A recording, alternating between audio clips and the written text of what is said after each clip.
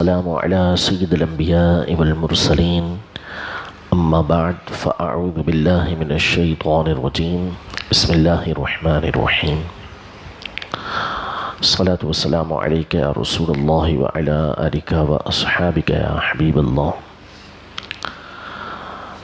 حدیث مبارکہ کا ایک حصہ ہے کہ نبی رحمت صلی اللہ تعالیٰ علیہ وسلم نے ارشاد فرمایا، میری امت اگر جانتی کہ رمضان کے اندر کیا ہے تو وہ تمنا کرتی کہ سارا ہی سال رمضان ہو.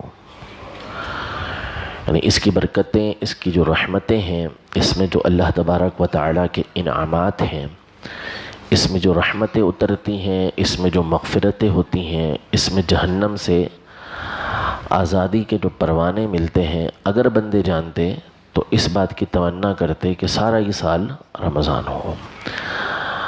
عربی کا ایک مقولہ ہے کہ ان النعم عوابد، کہ نعمتیں یہ وحشی جانوروں کی طرح ہیں.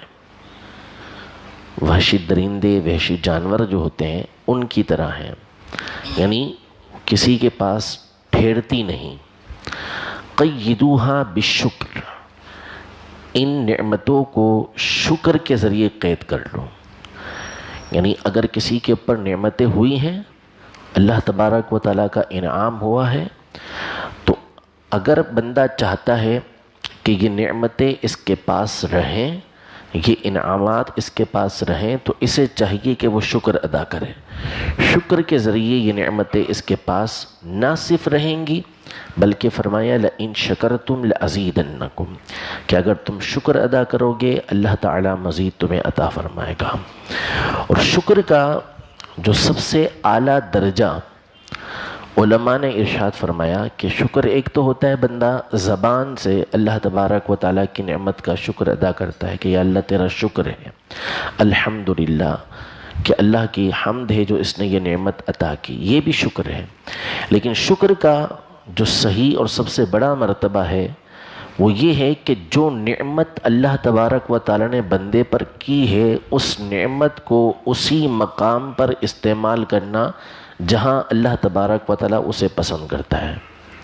اللہ نے جو نعمت بندے پر کی، اس نعمت کو اسی مقام پر، اسی انداز میں بندہ استعمال کرے کہ جس کو اللہ تبارک و تعالیٰ پسند فرماتا ہے. آنکھ کی نعمت اللہ تعالیٰ نے دی ہے تو اس کے ذریعے سے بندہ انہی چیزوں کو دیکھے کہ جو اللہ تبارک و تعالیٰ کی رضا کا ذریعہ بنے. زبان کی نعمت اللہ نے دی ہے تو زبان سے بندہ وہی کلمات کہے، وہی بات کہے کہ جس کے ذریعے سے اللہ تبارک و تعالیٰ کی رضا حاصل ہو. تو اب رمضان کی جو نعمتیں ہیں وہ بے شمار ہیں.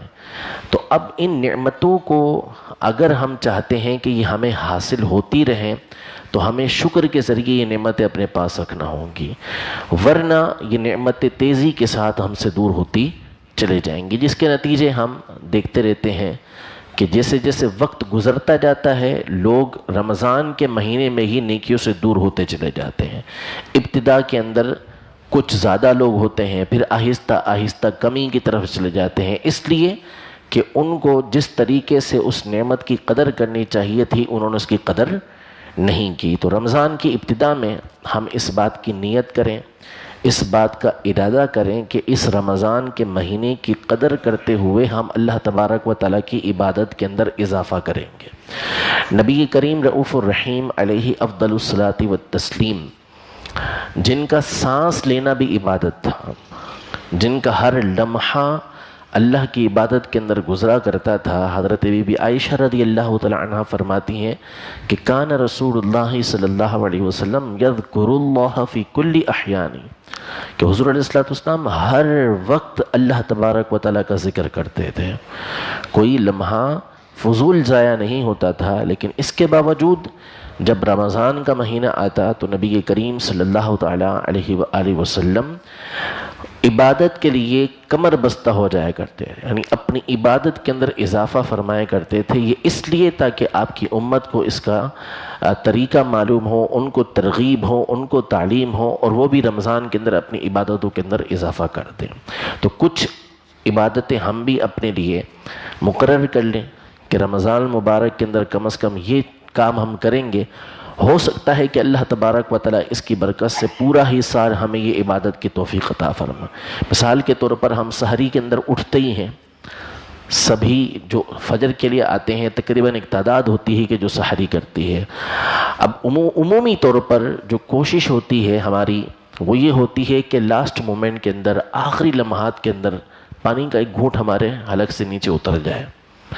یہ ایک نفسیاتی طور پر ہمارے ذہنوں میں بیٹھا ہوا ہے کہ ہم نے آخری کام جو کرنا ہے وہ پانی پینا ہے، تو یہ نہ ہو بلکہ ہم اس سے کچھ پہلے فارغ ہو جائیں۔ آپ سمجھ لیں کہ جو ٹائم آج کا ہے اس سے 10 منٹ پہلے سحری کا وقت ختم ہو چکا ہے، اب آپ آگے نہیں کھا سکتے۔ ایک ذہن بنا لیں، اس 10 منٹ میں ہم اللہ تبارک و تعالیٰ کی عبادت کریں، ہم 2 رکعت تہجد کے ادا کر لیں اور اللہ تبارک و تعالیٰ کی بارگاہ میں دعا کریں۔ یہ وہ لمحات ہوتے ہیں کہ ندا ہو رہی ہوتی ہے کہ کوئی ہے دعا مانگنے والا کہ میں اس کی دعا کو قبول کروں، کوئی ہے مجھ سے مغفرت طلب کرنے والا کہ میں اس کی مغفرت کروں۔ 2 رکعت نفل ہم پڑھ لیں تہجد کے، اور اس کے بعد اللہ تبارک و تعالیٰ کی بارگاہ میں گڑ گڑا کر دعا کریں۔ اسی طرح رمضان کے مہینے کے اندر ہم یہ عادت بنا لیں کہ روزانہ 1 پارہ سوا پارے کی تلاوت کریں، اور اس نیت کے ساتھ کریں کہ اللہ تبارک و تعالیٰ اس کی برکت سے سارا یہ سال ہمیں قرآن پاک پڑھنے کی توفیق عطا فرمائے۔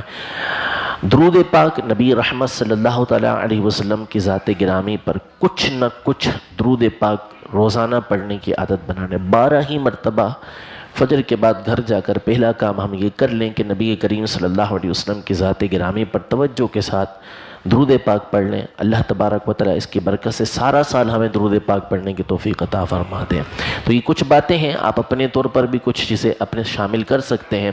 اس طریقے سے رمضان کو گزاریں گے تو انشاءاللہ تبارک و تعالیٰ اس کی برکتیں ہمیں حاصل ہوں گی، ورنہ پھر جو نعمتیں ہیں وہ ہم سے دور ہوتی چلے جائیں گی اور رمضان کی قدر ہم کچھ بھی نہیں کر سکیں گے۔ ویسے بھی پوری طور پر تو قدر ہو نہیں سکتی، لیکن کم از کم بندہ جو اپنی استطاعت کے اندر ہے وہ تو کرنے کی کوشش کرے۔